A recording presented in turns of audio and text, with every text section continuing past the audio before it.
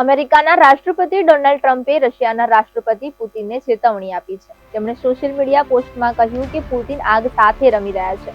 ટ્રમ્પનું આ નિવેદન યુક્રેન પર ચાલી રહેલા હવાઈ હુમલાઓ બાદ આવ્યું છે.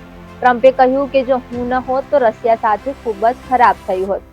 એક અહેવાલ મુજબ ટ્રમ્પ અઠવાડિયાના અંત સુધીમાં રશિયા પર નવા પ્રતિબંધો લાદવાનું વિચારી રહ્યા છે. રવિવારે પત્રકારો સાથે વાત કરતી વખતે ટ્રમ્પે પ્રતિબંધો વધારવાની પણ વાત કરી છે. આ દરમિયાન ટ્રમ્પે એમ પણ કહ્યું કે પુતિન સાવ પાગલ થઈ ગયા છે. ખરેખરમાં 24 મેના રોજ રશિયાએ યુક્રેન પર 3 વર્ષમાં સૌથી મોટો હવાઈ હુમલો કર્યો. ત્યારબાદ ટ્રમ્પ ખુલ્લેઆમ પુતિનની ટીકા કરી રહ્યા છે. રશિયાએ કીવ પર 9 બેલિસ્ટિક મિસાઇલો, 60 ક્રૂઝ મિસાઇલો અને 998 ડ્રોનથી હુમલો કર્યો હતો.